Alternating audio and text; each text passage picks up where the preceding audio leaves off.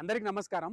ఏంది ఈ RGTV channel పెట్టుకొని మాట్లాడుతున్నాను అనుకుంటున్నా. నేను ఒక తలమాసినోడు, ఈ ఛానలోడు నేనేదో వీడియో చేసినానని దానికి కౌంటర్గా ఏదేదో పిచ్చి పిచ్చి మాటలు మాట్లాడినాడు. నేను నాకు యాదకున్నప్పటి నుంచి నేను కాంగ్రెస్ పార్టీలోనే పనిచేస్తున్నాను. నా పార్టీ చేసే పనులు నేను చెప్పుకుంటా. కానీ వాన్లాగా అయితే ఈరోజు ఊరికి వచ్చిన వాడు మొన్న వచ్చిన ఊరికే నేను ఇవాళ వచ్చిన.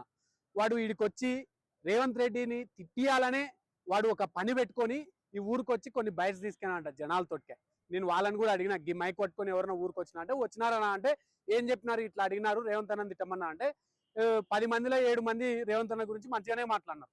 కానీ వాడు 7-8 మందిని తీసేసి ముగ్గురితోటికే కావాలని తిట్టించి ఈరోజు అవే మనకి ప్రచారం చేసుకుంటా, తప్పుడు వార్తలు కూడా ప్రచారం చేసుకుంటా ఆయన ఇలా మనకి మీడియాలో వేసుకుంటున్నాడు.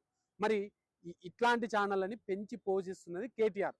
మన జూబ్లీహిల్స్ ఎలక్షన్స్లో కూడా మనం చూసినాం కదా, ఏదైతే జూబ్లీహిల్స్లో బీఆర్ఎస్ గెలుస్తుందని రిజల్ట్ తర్వాత ఏమైంది, ఇలా ఫేక్ న్యూస్, ఫేక్ వార్తలు, ఫేక్ సర్వేలు అని మనకు తెలిసినాయి.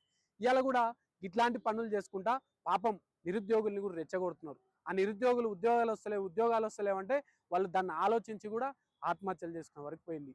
డ్రామారావుకి కూడా నేను ఒకటే చెప్తున్నా, వీళ్ళు ఆడే డ్రామాలు నీ దగ్గరకు తీసుకొచ్చి నేను ఏదో పొంగి పొరలిస్తుండొచ్చేమో కానీ వీళ్ళకి నువ్వు పెంచి పోషిస్తున్నావు, దగ్గరుండి వీళ్ళతోటి తిప్పిస్తున్నావు రేవంత్ అన్న గారి పైన.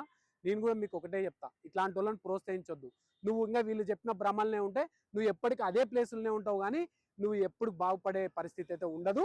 ఈ ఛానల్కి మరీ చెప్తున్నా, రాష్ట్రం మొత్తంలో ఫేక్ వార్తలు స్ప్రెడ్ చేయడము, ప్రజలకు తప్పుడు సమాచారం వేయడమే ఈ ఛానల్ ఒక పని. మళ్ళీ ఇవాళ నా వీడియో పైన ఏదో పిచ్చి మాట్లాడుతున్నాడు. మీలాగా ఫేక్ వార్తలు, ఫేక్ కూతలు కూసేతోని కాదు నేను.